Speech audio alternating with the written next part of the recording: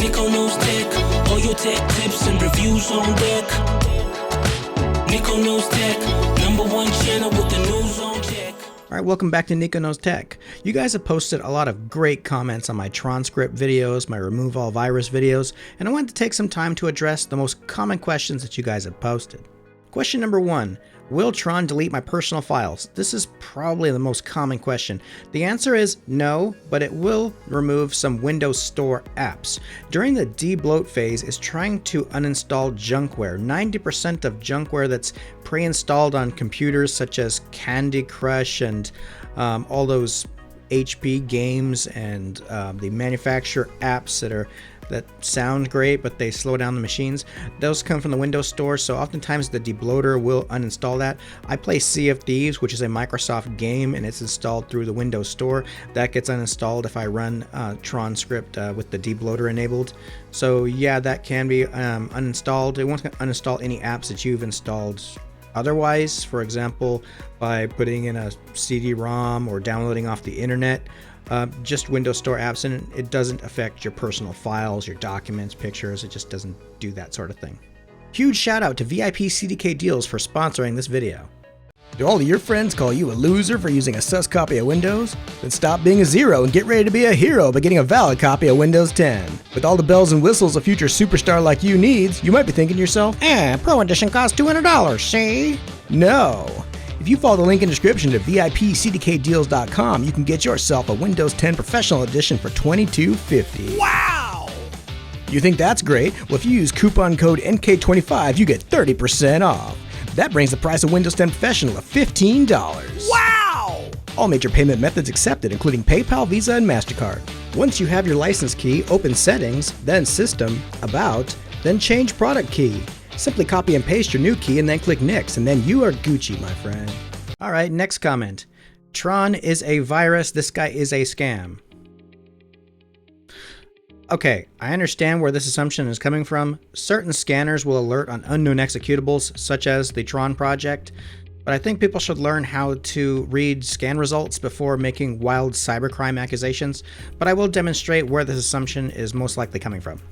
Okay, I've re-downloaded the most recent Tron from this link here, the same one I used in the Tron Script videos, and we're going to go ahead and submit the executable to VirusTotal, which is going to compare the executable against around 72 to 74 of the world's top virus scanners, and we're going to get some alerts, and I assume that's where some scanners, especially heuristic-based scanners that just look for behavior or reputation, meaning Tron is not registered with Microsoft. It's an independent project. Okay, so we have Kingsoft alerting on the executable as malware. It's Win32, meaning 32-bit.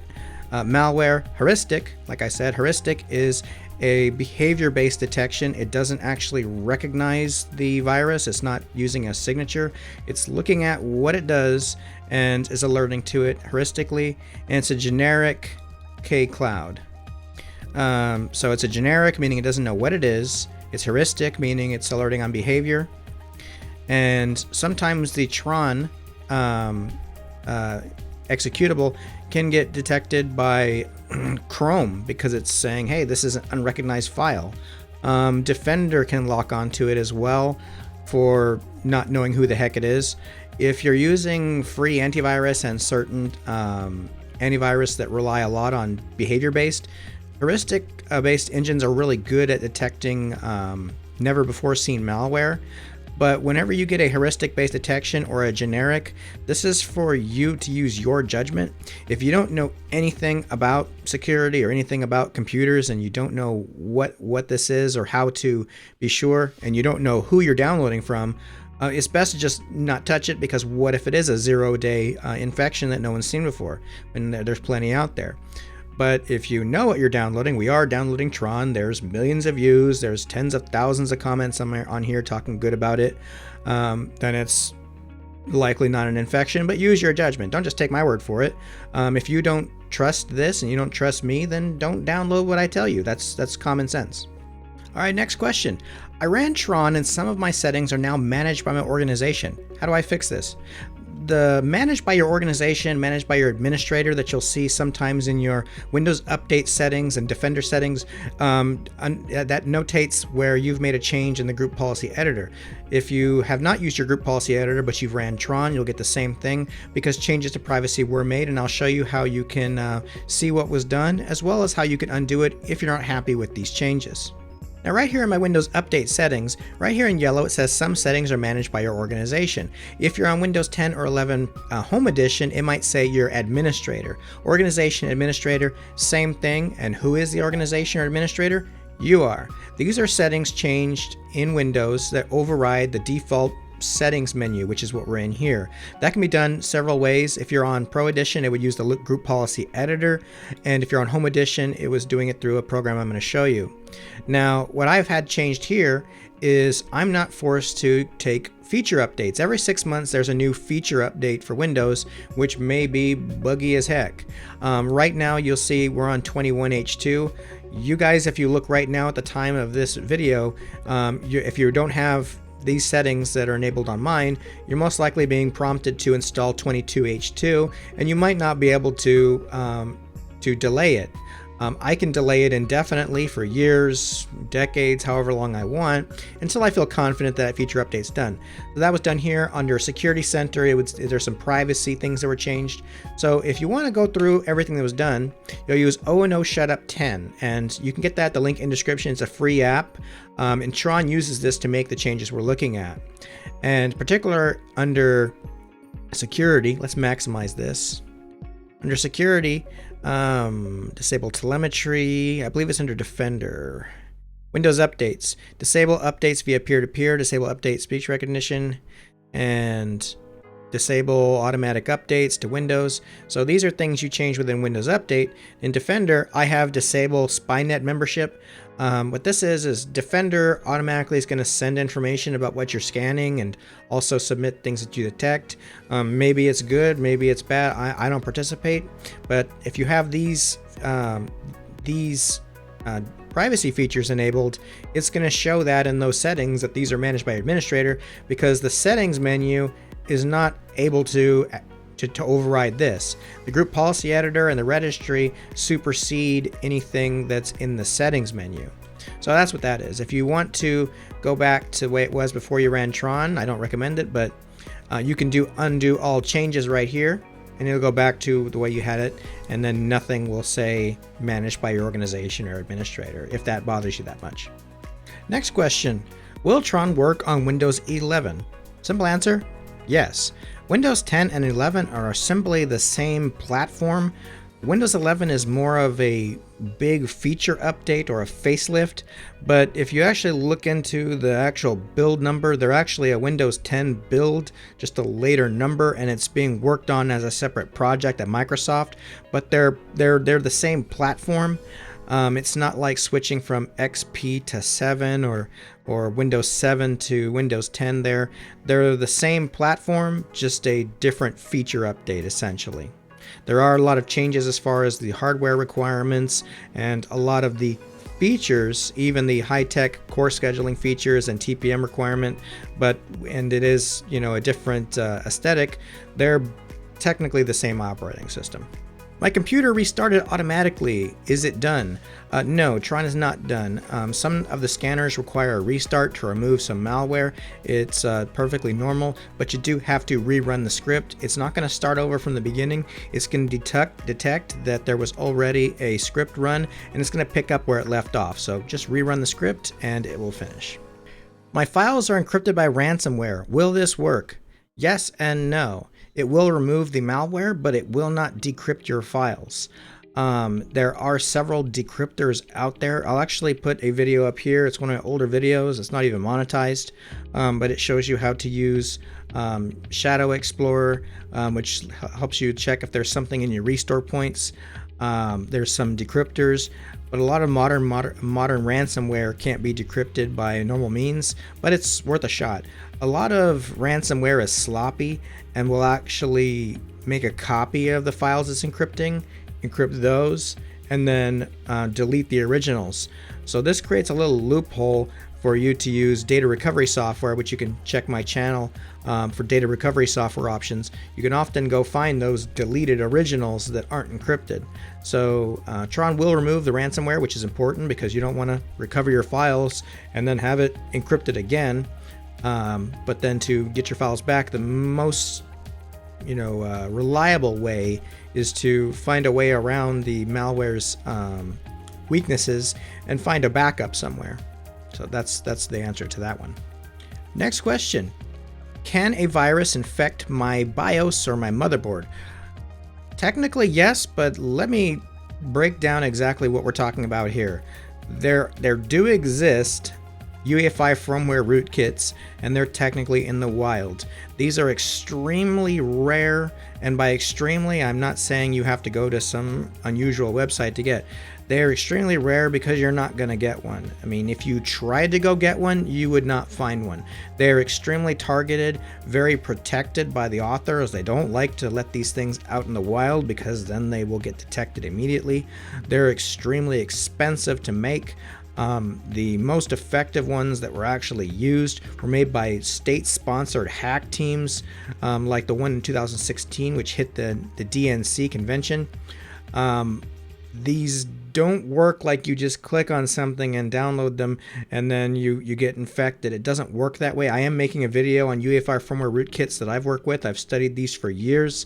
You're not going to get one. You don't have one. Just because you have a persistent threat that keeps coming back, even if you format your hard drive, trust me, you have a really simple infection that it just knows how to be persistent and just needs to be removed properly. And my methods will remove persistent threats. Just check my channel. But you don't have a BIOS infection. If you did, you could sell that motherboard to a security firm and they would pay you tons of money for it. So yes, it's possible, but if you go looking on the internet, like, can my BIOS get infected? They're gonna say, oh yeah, and it could happen these ways. It doesn't happen that way. It takes a lot of really professional hacker interaction to make it possible, and chances are you're just not that interesting. Next question. Do you delete all of the negative comments on your videos? Technically, no. I don't go in there and delete comments. There's a lot of filtering that I put in to stop very, very offensive language, sharing of links. When you have a channel that posts antivirus videos and malware removal videos, you're going to get spammed by scammers that are trying to snag you guys, promising that they can decrypt all of your ransomware files. There's piracy links to download products that I promote illegally, and that's just really against terms of service. I really want to protect my viewers. There's plenty of negative comments on there. If you scroll down, you can look at them, or change the filter to view instead of the top comments first, because the top comments are the ones with lots of comments and responds and likes, so they'll be at the top of the list.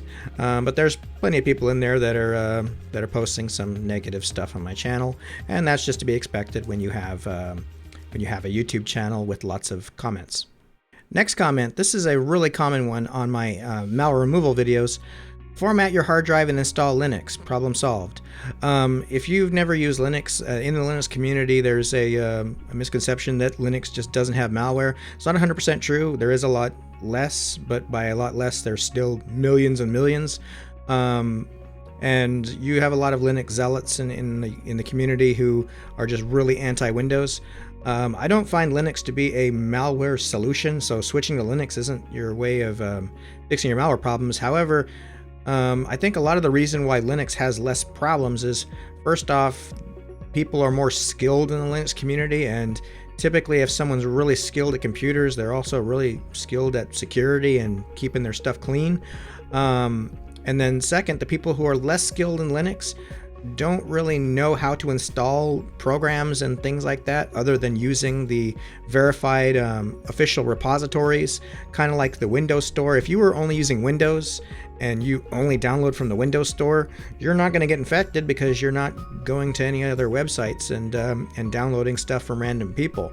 So that's what that is. I don't find Linux to be a full replacement for Windows. I do use Linux on 90% of my boxes, but if you're not a computer expert, you're not necessarily going to need Linux.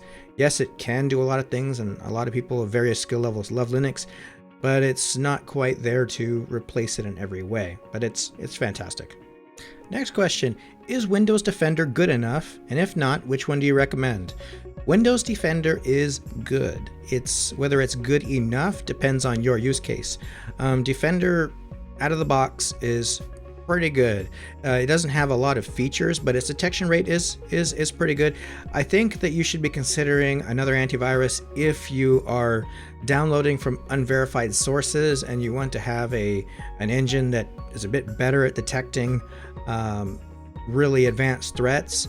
If you're just surfing the web, downloading from legit websites, so if you're downloading games and purchasing them from Steam and you're not just Google searching and finding things that you don't know anything about, clicking on random websites, then Defender should be good enough. But if you are more at risk, you're more adventurous, or you modify Windows because the modding community is rampant with infections. But basically, if you're in a more high-risk environment, you should consider a paid scanner. Another thing that some paid scanners will have is network protection. So if you're in a large network, or if you're worried about hackers getting into your network and attacking you that way, an internet security suite would be recommended because Defender just doesn't have that. So a better firewall, intrusion detection system, network protection, a bit more attack protection, then I would recommend getting either Kaspersky Internet Security or ESET. Now I don't recommend Kaspersky a whole lot lately because I'm a YouTuber and I don't want to get 1,000 dislikes, but Kaspersky is an international company with its original headquarters in Russia, so that's kind of a tough one to promote right now, but they're still probably one of the number one out there. Could they theoretically be compromised by the FSB? Maybe, but I think we would start seeing things, but I'm not going to get a whole lot into that. I'm just going to step back from that for a while. But I do use ESET on mine, and you can check my ESET video up here, and that's my recommendation. I have links in the description. But yeah, Defender is good for most people, but if you've ever been infected before, it's obviously not good enough. So there you go. Will using a VPN protect me from hackers and malware? If so, which do you recommend? Okay, let me explain what VPN does and what it doesn't do. A VPN will anonymize your IP address with whoever you're connecting at the end. So if protecting your IP address is a part of that chain to protecting you, then yes. Also protecting your information from a middleman. So if you're on an unsecured Wi-Fi or a public Wi-Fi, or connecting to servers where you don't want to leak your IP address and your identity, then yes, VPN can protect you that way.